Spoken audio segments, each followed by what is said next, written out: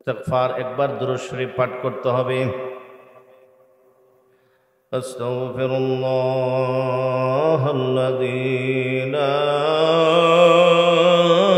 ইলাহা ইল্লা হুয়াল হাইয়ুল কাইয়্যুম ওয়া আতুবু ইলাইহি। আস্তাগফিরুল্লাহাল্লাযী লা ইলাহা ইল্লা হুয়াল হাইয়ুল কাইয়্যুম ওয়া আতুবু ইলাইহি। আস্তাগফিরুল্লাহাল্লাযী লা ইলাহা ইল্লা হুয়াল হাইয়ুল কাইয়্যুম ওয়া আতুবু ইলাইহি। দুরূদ শরীফ একবার। আল্লাহুম্মা সাল্লি আলা সাইয়্যিদিনা ওয়া মাওলানা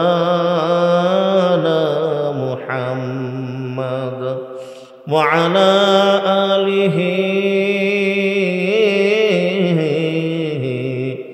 ওয়া সাহবিহি আজমাইন। আল্লাহ পাকের ঘোষণা রে বাবা, কুল্লু নাফসিন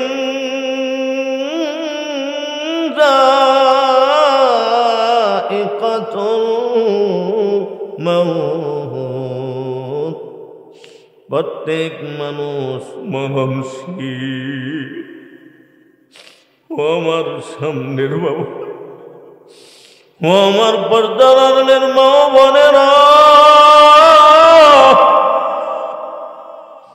তুমি আর আমি রাতের বেলায় যে বিছানায় ঘুমাই রে বাবা, সেই বিছানায় গিয়েছি ঘুমানোর জন্য। মাথাটা বালিশের সঙ্গে লাগায়া ঘুমানোর চেষ্টা করছি। হঠাৎ একটা টেনশন, একটা চিন্তা, একটা পেরেশানি আইসা গেছে। কি পেরেশানি রে বাবা, কি টেনশন! আমি যে গ্রামে বাস করি রে বাবা, আমি যে রাস্তা দিয়ে চলি,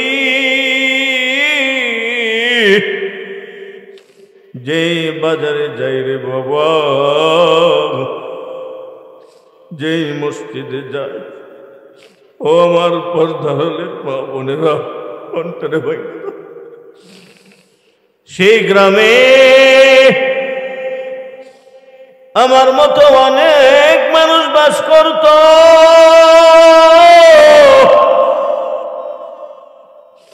এ রাস্তা দিয়ে অনেক মানুষ চলত, বাজারে যাইতো, মসজিদে যাইতো। আজকে দেখি সেই মানুষগুলি আর না। গ্রামে তাদেরকে আর দেখা যায় না।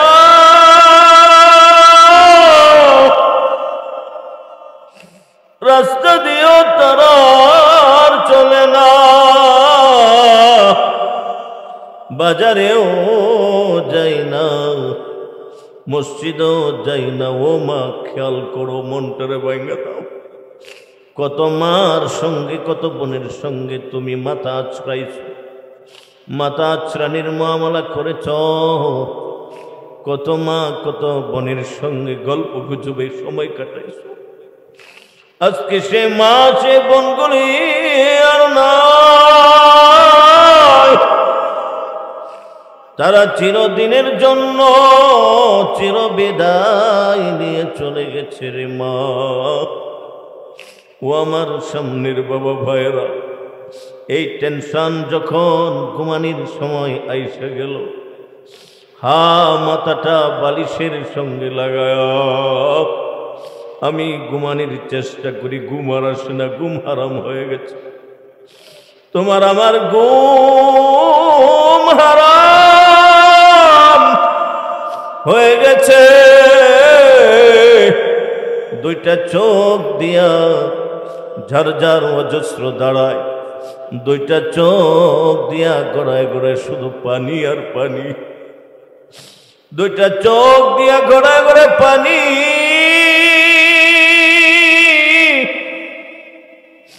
প্রবাহিত হচ্ছে রে বাবা,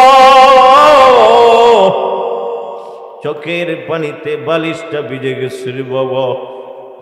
এমন টেনশন, এমন পেরেশানি আসছে, এক পর্যায়ে মনে হয়েছে না জানি আজকে রাত্রিটা আমার অতিবাহিত হয় কিনা, না জানি আজকে রাত্রিটা আমার জীবনের শেষ রাত্রি হতে পারে, আজকের রাত্রিটাই আমার জীবনের শেষ রাত্রি রে বাবা। মনটারে ভাঙ্গা দাও, ভয় লাগতেছে, বড় ভয় লাগতেছে, না জানি আজকে রাত্রিটা আমার জীবনের শেষ রাত্রি হয়েছে।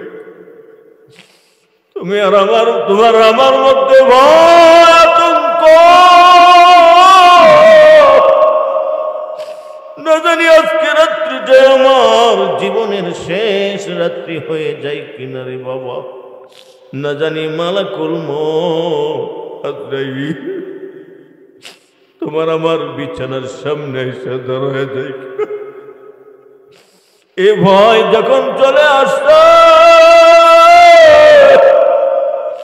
ঘুম একেবারে হারাম হয়ে গেছে,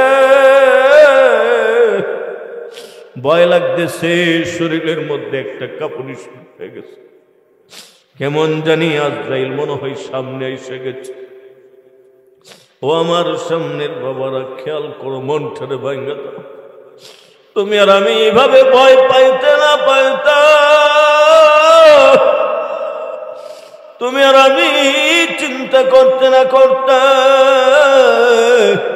হঠাৎ দেখি মালাকুল মউত আজরাইল তার ভয়ঙ্কর চেহারাটা নিয়ে, তার ভয়ঙ্কর শরীরটা নিয়ে তোমার আমার সামনে এসে দাঁড়ায় গেছে। আজরাইলকে দেখতেছি, এমন ভয়ঙ্কর চেহারা, মনটারে ভেঙে দাও, এমন ভয়ঙ্কর শরীর। আজরাইলকে দেখার সঙ্গে সঙ্গে তোমার আমার চক্ষু দুইটা উল্টে গেছে, শরীরটা থরথর থরথর করে কাঁপতেছে, শরীরের প্রত্যেকটা পশম দাঁড়ায় গেছে,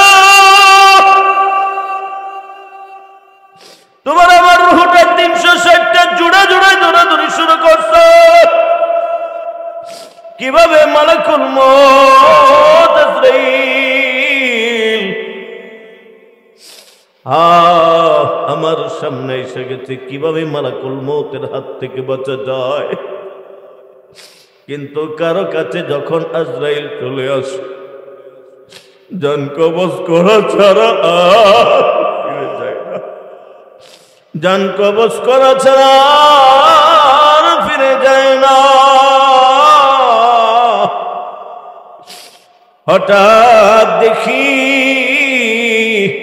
তোমার আমার শরীরের রগগুলি ছিঁড়তেছে, রগগুলি ছিঁড়তেছে। নাফরমানের রূহ কিভাবে কবজ করা হয়, একটা জিন্দা বকরিকে জিন্দা ছিলিয়ে ফেললে যেই পরিমাণ কষ্ট, নাফরমানের জান, নাফরমানের রূহ তার চেয়ে বেশি কষ্ট দিয়ে কবজ করে, তার চেয়ে বেশি কষ্ট দিয়া নাফরমানের রূহ কবজ করা হয়। মনে হয় যেন জিন্দা বকরির মতো ছিলে ফেলতেছে আমাকে। এমনি দেখে হঠাৎ তোমার আমার বুকের উপরে একটা জোরে থাবা দিয়ে দিছে, আর তোমার আমার দেহ থেকে রূহটা বাহির করে ফেলেছে। খেয়াল করো রে বাবা, তুমি আর আমি মারা গেছি। তুমি আর আমি লাশ হয়ে গেছি রে বাবা। তোমার আমার লাশ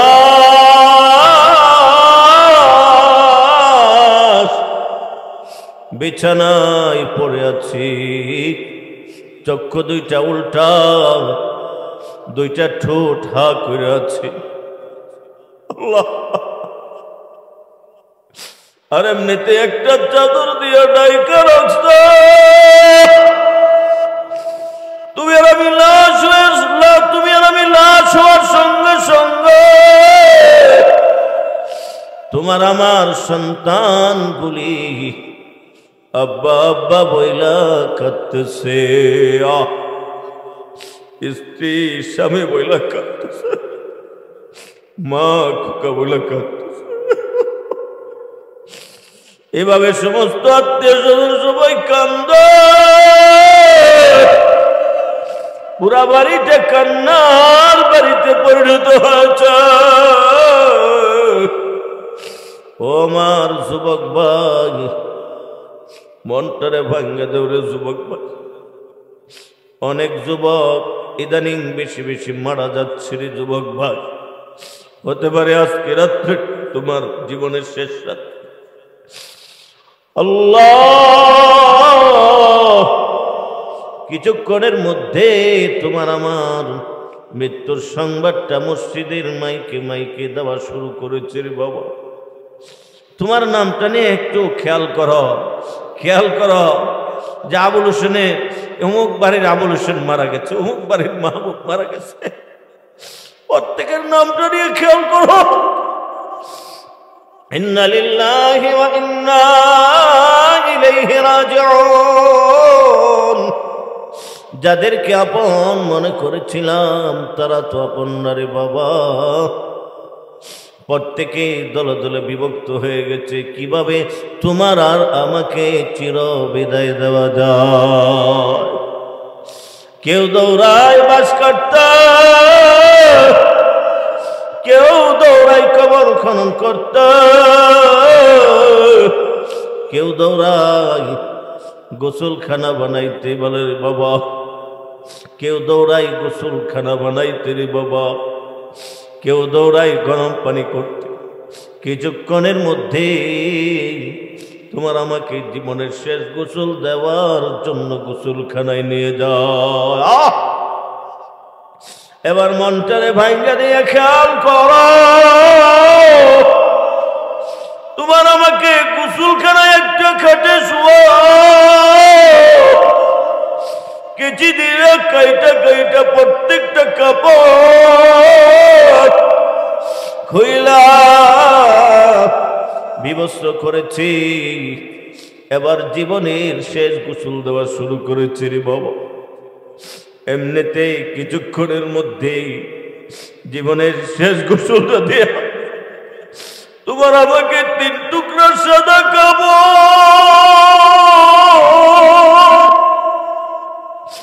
পরা দিয়েছে। খেয়াল করো রে বাবা, তুমি আর আমি সাদা কাপড়ে প্যাকেট হয়ে আছি। এ বাবা খেয়াল কর, তোর 3.5 বোর্ডের মধ্যে 3.5 বোর্ডের মধ্যে সাদা কাপড়, মাথার মুষ্টি বাঁধা, পায়ের মুষ্টি বাঁধা, নাকের মধ্যে তুলা দিয়ে রাখছে, কানের মধ্যে তুলা। খেয়াল করো, তুমি আর আমি সাদা কাপড়ে প্যাকেট হয়ে আছি, নিজের লাশটাকে সাদা কাপড়ের মধ্যে আছি। খেয়াল করো। আর এমনিতেই মাইকে ঘোষণা হয়ে গেছে জানাজার নামাজ, আর 5 মিনিট বাকি আছে। আমরা যারা জানাজা পড়ব মাঠে উপস্থিত হয়ে যা। সবাই মাঠে উপস্থিত হয়ে গেছে, জানাজার সামনে রাখছে। আর এমনিতে আল্লাহু আকবার, জানাজা শুরু হয়ে গেছে। মনটারে ভাঙ্গা দাও, দুনিয়ার মুখে আর থাকা যাবে না। কিছুক্ষণের মধ্যে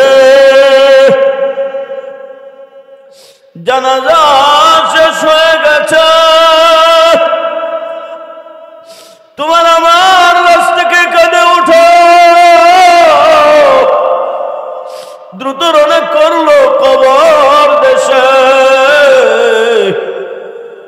তুমি আর আমি লাশ হয়ে খাটিয়ার মধ্যে শুয়ে আছি রে বাবা। ও মা, মনটারে ভাঙ্গা দাও, কোন দেশে নিয়ে যাও আমায়। হ্যাঁ, কিছুক্ষণের মধ্যে তোমার আমার লাশটাকে কবরের পার নিয়ে রাখছি। দুইজন কবরে নামছে, ভাবছি তারা বুঝি আমার সঙ্গে কবরে থাকবে। হ্যাঁ, দুইজন কবরে নাই মা, তোমার আমার লাশ আস্তে আস্তে কবরে নামা। মনটার ভাঙ্গা দাও, তোমার আমার লাশটাকে কবরে নামা।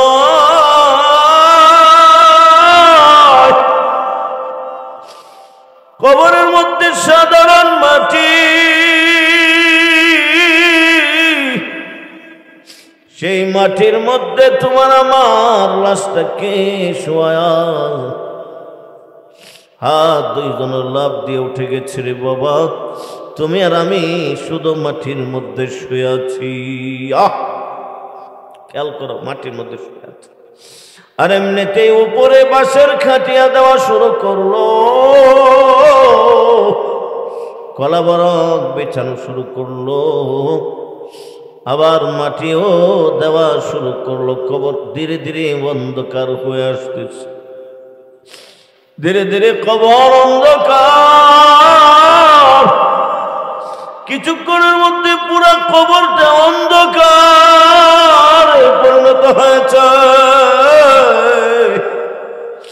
খেয়াল করো, দুনিয়ার আলো বাতাস বন্ধ হয়ে গেছে, দুনিয়ার সকল কালেকশন বন্ধ হয়ে গেছে।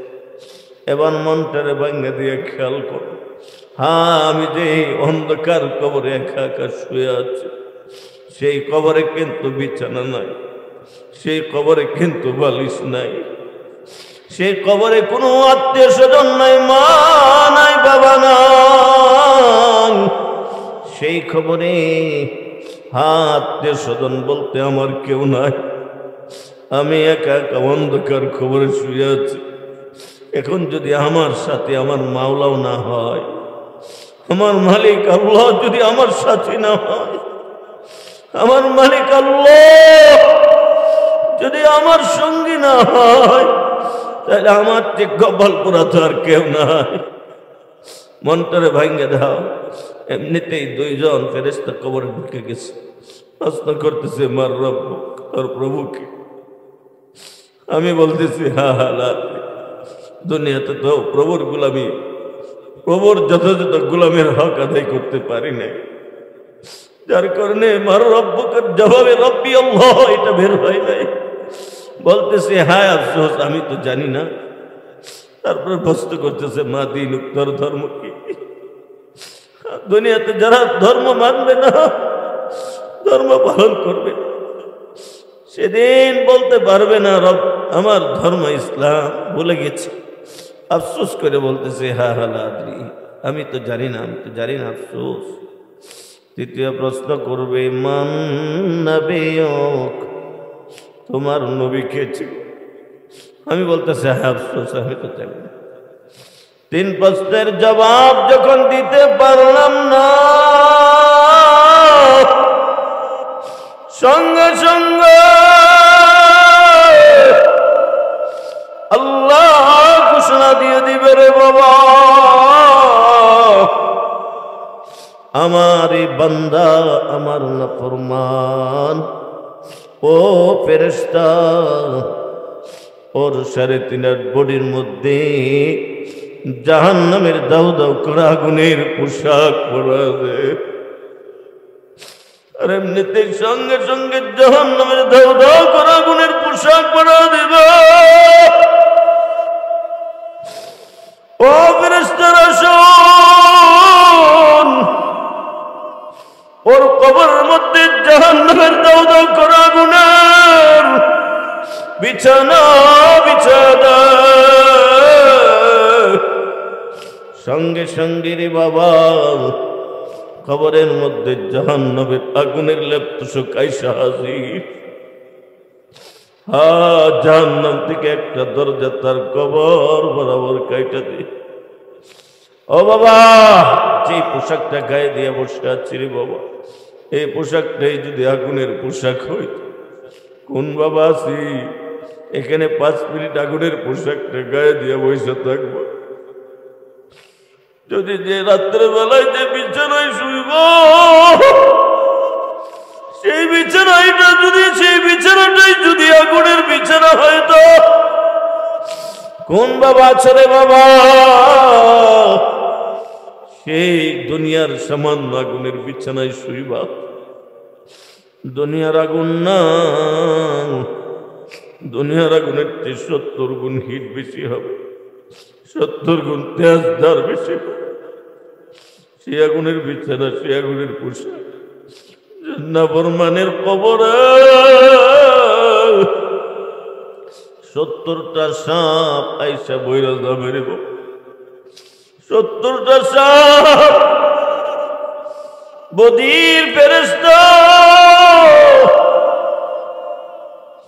এভাবে 1000 না 2000 না, হাদিসের মধ্যে আসছে 40 এভাবে থাকবে। মুহাদ্দিসিনে কেরাম 40 দ্বারা 40,000 বছর উদ্দেশ্য নিয়েছে যে কিয়ামতের আগের দিন মারা যাবে রে বাবা।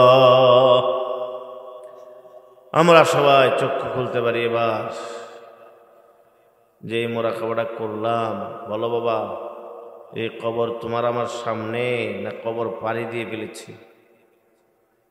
ও বাবা খেয়াল করো, কবরটার সামনে না পাড়ি দিয়ে ফেলেছি?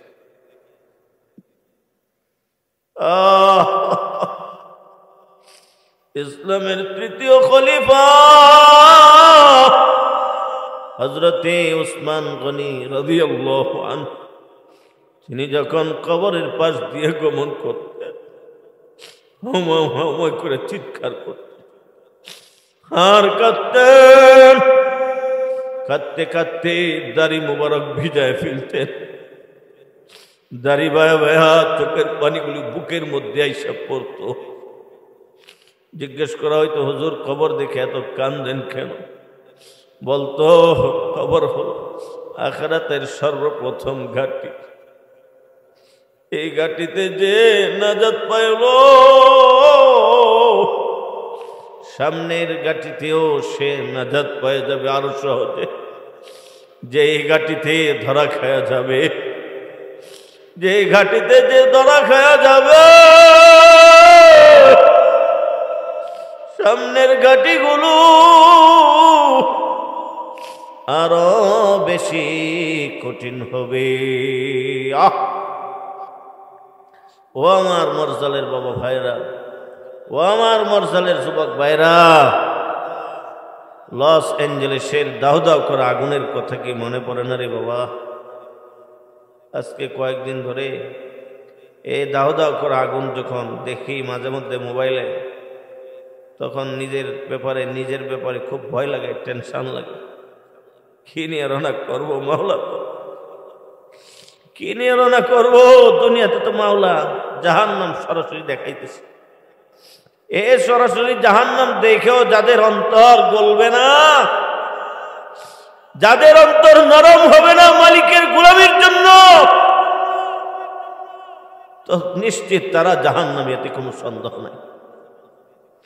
এই জন্য আমার কাছে কারা কারা আজ থেকে ইনশাআল্লাহ প্রতিজ্ঞা করতে পারবেন আজ থেকে গুনাহ ছেড়ে দিবেন? কারা কারা ইনশাআল্লাহ গুনাহ ছাড়বেন? কারা কারা ইনশাআল্লাহ হাত নামান। মাশাআল্লাহ, আল্লাহ সবাইকে তৌফিক দান করে, জোরে বলে আমিন। বাবারে আমি আপনাদেরকে একটা কথাই শুধু বলবো, এই একটা কথার উপরে যারা আমল করবেন, এবং আমি নিজেকেও বলতেছি, এরে মাহবুব আর কত অলসতা করবি, আর কত অলসতা করবে, আর কত গাফলতি করবে? একটা কথাই যথেষ্ট, সেটা হইল আল্লাহর হাবিব বলেন ইত্তাকিল মাহারিম তাকুন আবাদান নাস। ও আমার উম্মত, গুনাহ ছেড়ে দাও, গুনাহ ত্যাগ করো, গুনাহ বর্জন করো, তাহলে তুমি সবচেয়ে বড় ইবাদত গুজার, সবচেয়ে বড় আবেদ। তোমার চেয়ে বড় আবেদ পৃথিবীর বুকে আর কেউ নাই। এই জন্য